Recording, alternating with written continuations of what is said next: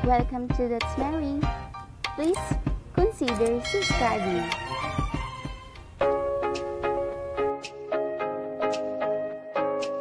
To plant a garden is to believe in tomorrow. Hi! If you want to be happy for a lifetime, be a gardener. Hello guys! Magandang araw po sa ating lahat. For today's video po ay magre-repot po tayo ng kalateya at magpo-propagate. I-share ko po sa inyo kung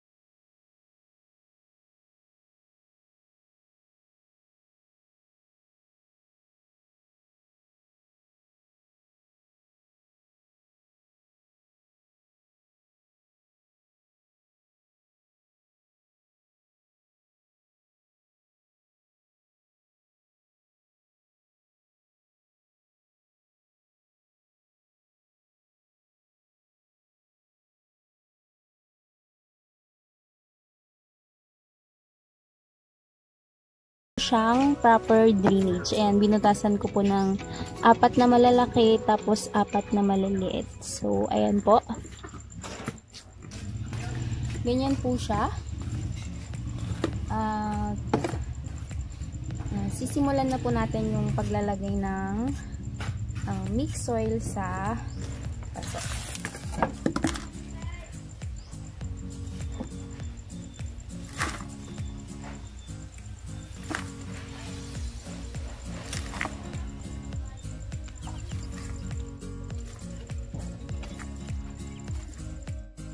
So, ayan guys, hindi ko po siya tinano muna.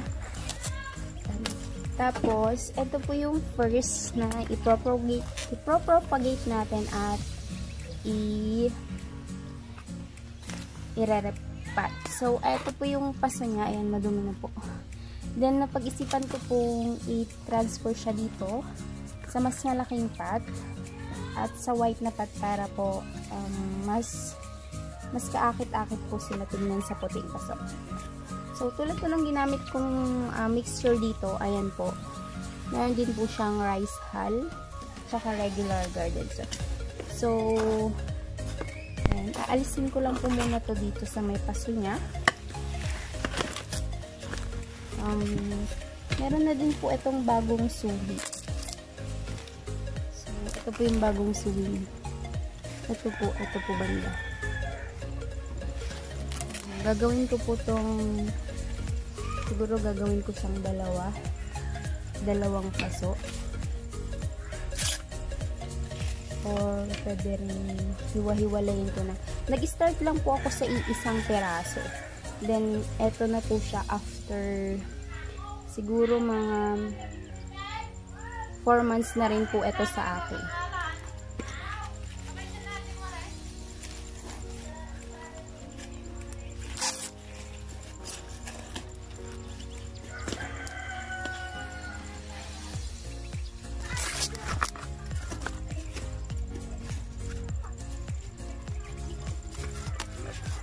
Yung iba po tinataob lang nila ito para lumabas. Sa akin kasi natatakot akong itaob siya kasi malaki yung pasok. Kaya bubungkalin ko na lang ito.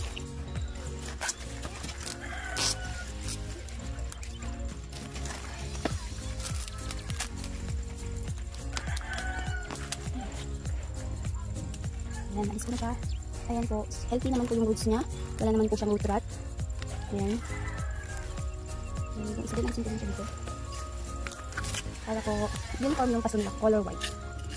Tsaka nag-decide ko kung sa malaking paso siya ilagay kasi lumalaki ko ng gusto. Pag sa maliit, hindi siya makakapag-produce ng madaming babies. Ito po yun. Kasi meron po akong kalateya din. Sa maliit lang siya nakalagay. Ilang na rin siya, ilang buwan. Pero ganun pa rin, hindi siya dumadami. So, nilagay ko po siya dito. Pag ilalagay ko rin po siguro siya sa malaking paso, dadami din po siguro yung baby na tulad po ng nangyari dito.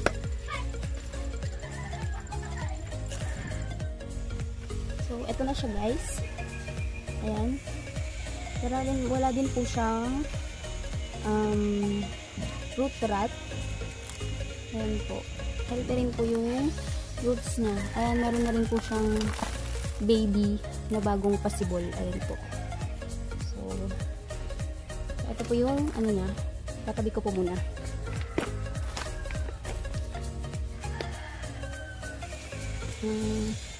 Gagawa ko ng experiment. Itong iba, itong maliit, ilalagay ko siya sa maliit na pot. Ayan. Ito. Tapos, ito, lalagay ko na siya dito. So, ayan guys. Pwede nyo ring ihalo yung ano guys. Pero hindi ko siya masyadong ibabaon. Pwede rin nyo ring ihalo yung or gamitin yung ano, yung mixture na pinag-alisan nyo sa kanila. Pwede nyo ihalo yun guys. Basta hindi siya matigas. So, ayan guys. Ito na yung first.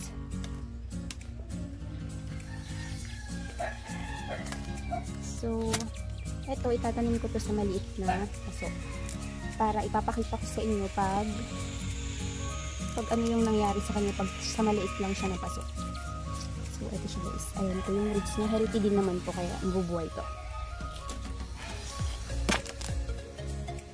Next is ito. Marami na rin siyang suloy. Ito pabukas pa lang. Ito din. So, ang gagawin ko dito is paghiwalayin ko na sila guys. So, baka ma-stress.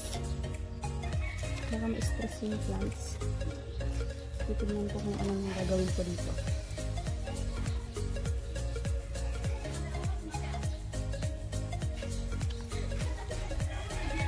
So, ayun guys. Bali isa doon.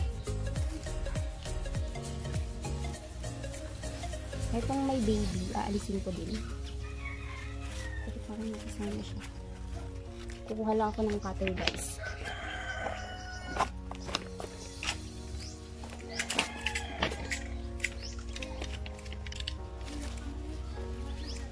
So, ito guys. Ikat ko siya dito sa gitna.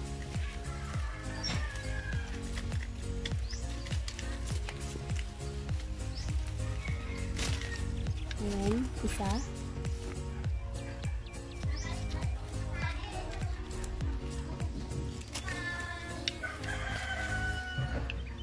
So, ito din ilalagay ko din siya sa maliit na paso. So, ito ilalagay ko siya dito, tatanim ko siya dito. Pasensya na po sa maingay na paligid guys ha, ng mga marami po kasi kaming kapitbahay.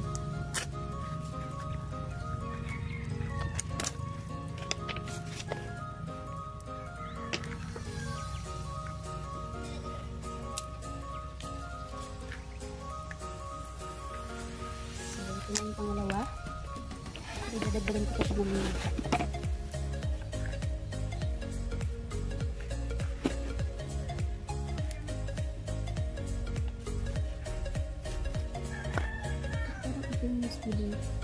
Hindi ko masyadong ibabaon yung suloy niya para lumabas na.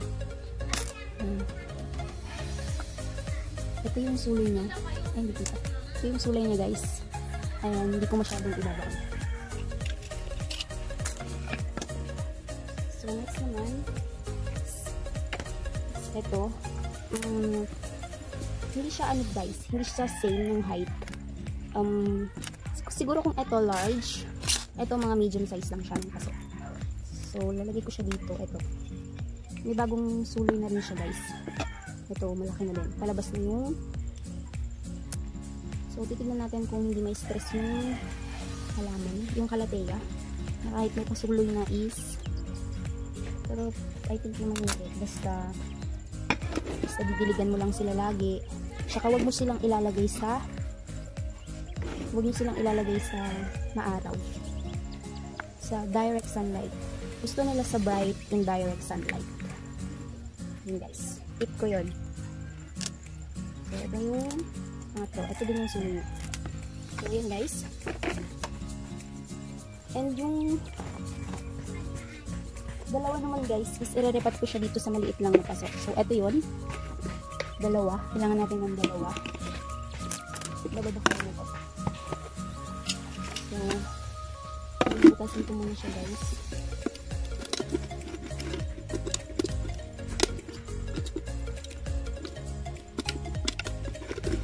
So guys, is small size lang to. Small size lang itong paso na to. Ayan. Yung butas niya. Ayan. So, lagay lang din ako ng pa sa kanila. So, eto na guys, yung small. Ayan. At pinilagay natin yung experiment natin. Ito siya. Yung maliit na calathea sa maliit din na cut.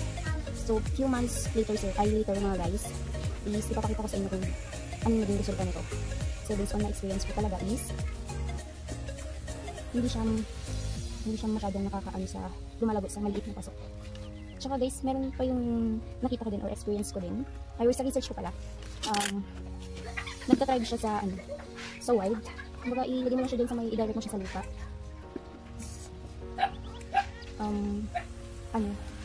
Lalaki siya ng gusto. Kasi mostly na nakikita ko pag ganito guys is. So, yun guys, pag direct siya sa lupa or direct siya sa landscape, ganun, lumalaki siya ng gusto. Based din to sa research ko. So, ko muna sila guys, tatabi ko muna ito. So, natin is ito po, si pinstripe, si Calathea pinstripe. Ito po pala is si Calathea black, silver black or black prince, ganun. I'm not sure po.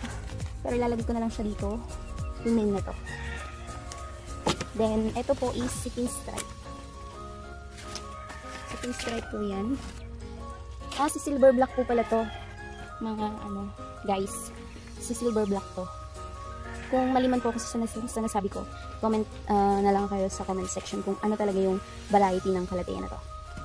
So, ang next natin is ito si Calathea pinstripe or si Calathea or nata. Based din to sa research ko, ganun siya. So, yung ginamit ko din pong soil mixture is rice hull and regular garden soil. Ipropagate din po natin siya. Kasi mahaba na siya guys. So, ito yung paso niya. Ayan, ganun siya kahaba.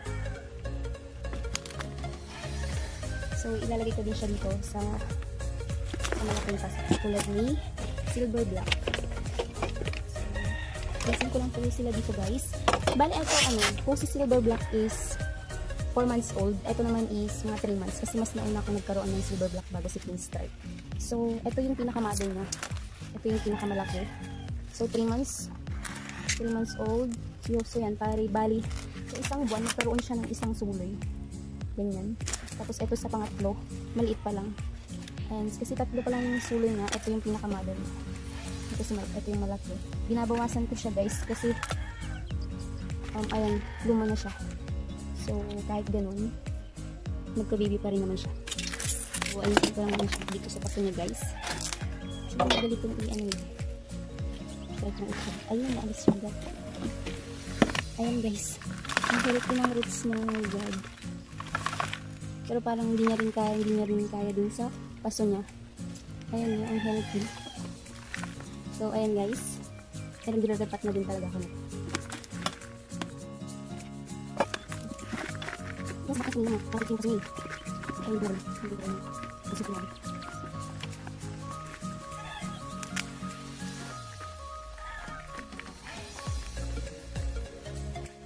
May bago na siyang baby sa loob po. Ito pala yung nakausli kanina. Ito oh. Ito yung nakausli siya kanina sa ilalim. So, tama lang pala na nirepat na natin kasi hindi na masyadong nakakain yung ibang suloy. Siguro dahil maliit. So, kuha ko ng gunting. So, ayun guys, gunting. Gugupitin ko siya dito.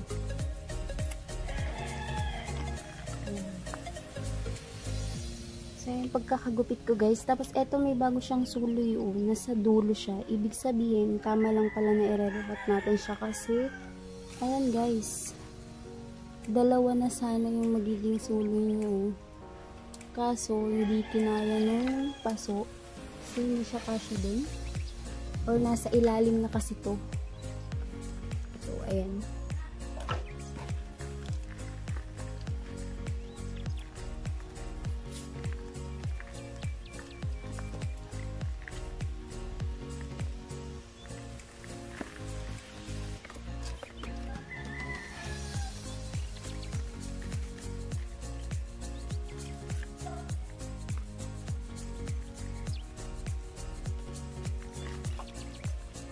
Ito yung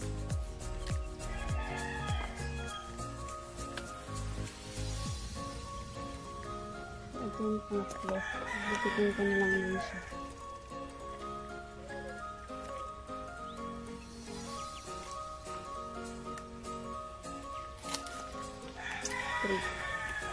So, ito guys. Bali, bawasan ko na lang siguro yung ugat. O hindi na. Hindi na kasi baka na-stretch pa siya. Ibabalik ko siya dito sa may paso niya. Or gamitin ko yung isang malaking paso yung pinag-alisan ko ng silver black. Kasi mas malaki yun kaysa dito. So, tabi ko muna to guys. So, ito isa, ibabalik ko to dun sa paso. Ito yung pinakamaliit guys. Ito siguro yung suloy niya ngayong buwan na to. Pang 3rd months. Ito yung pang 2nd.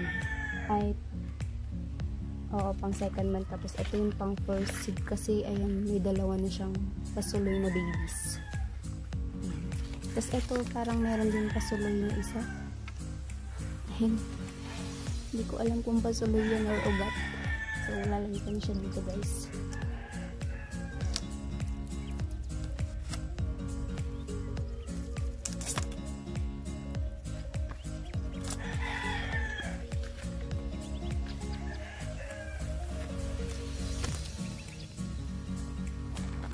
So, si Calathea pinstripe or si Calathea or Ornata. Ito naman yung sumunod guys, yung dalawang sumunod. Siguro ibabaon ko lang siya hanggang dito para mabilis nang lumabas yung bagong sulay niya.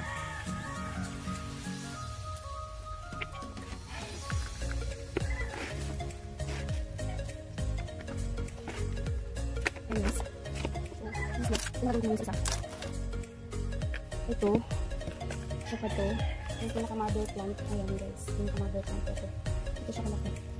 Ayan, itong mother plant is ilalagay ko siya dun sa kasi yung kasi ng ano kanina yung silver block. Dadagdagan ko lang ito ng lupa guys. Tignan ko lang muna baka may bulati dito.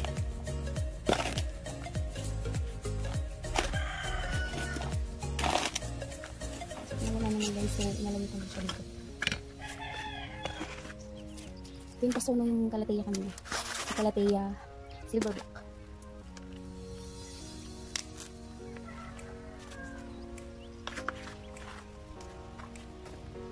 So ito yung paso nila kanina. Lalagay ko na din dito yung ibang lupa.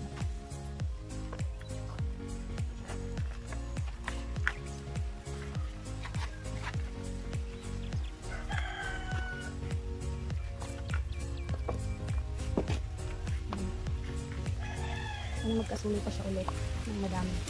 Tapos ito din guys, itong si pang third is ilalagay ko siya dito sa paso. So lalagyan ko lang muna ito ng garden soil pa guys. Dadagdagan ko muna siya. So ito na guys, nalagyan ko na rin siya ng garden soil, yung mixture na ginamit ko, rice hull and regular garden soil. Naitatanim ko na rin siya dito.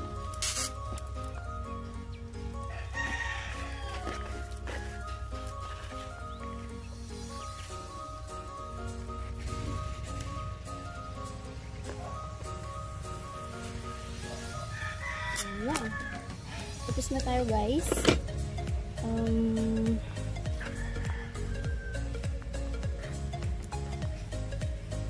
Didiligan na po natin sila.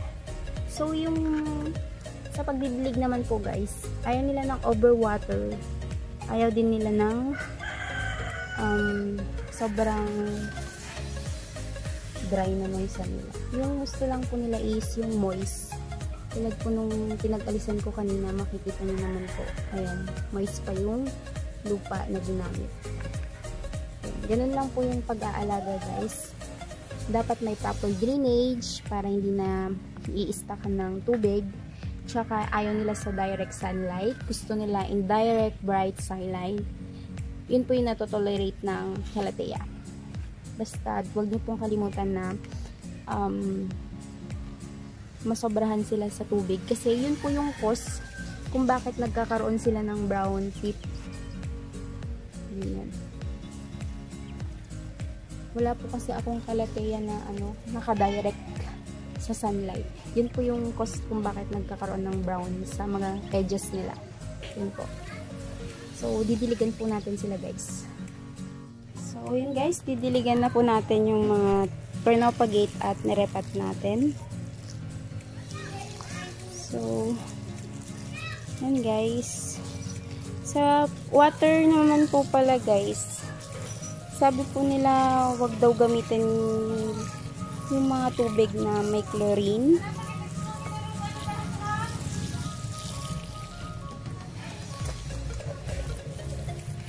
Kasi guys, maaaring magkaroon ng problema sa kalateya pag ginamit nyo yung tubig na galing sa yung direct. Dapat kung gagamit kayo ng tubig na may chlorine is dapat itambak nyo na siya ngayon tapos gamitin nyo yung pangdilig kinabukasan. So, ganun po guys. So, sa akin po guys, kahit nasa gripo to, galing sa gripo, dito sa probinsya guys, gripo lang kasi, nakatambak na rin po ito kahapon yung ginamit kong pandilig. Tsaka mas okay din po na gamitin natin guys yung mga tubig ng galing sa ulan, ganun. Or sabi nila pwede din daw yung mineral, yun po. Pero hindi ko pa po trinay gamitan yung mineral, pero may nagsasabi po na ginagamit daw nila yung mineral, then okay naman daw po yung plants. So yun po, dilig-dilig po muna tayo.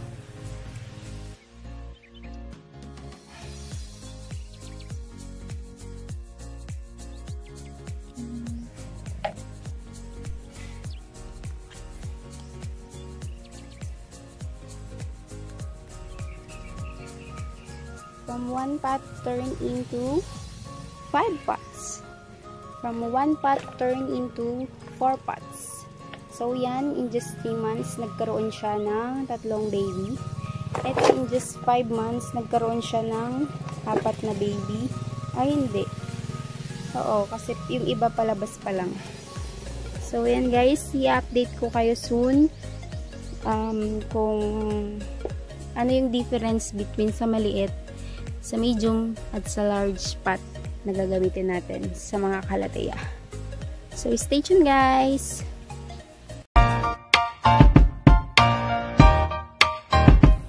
Thanks for watching. Don't forget to like, share, and subscribe. And click the notification bell for more updates. Thank you so much. God bless.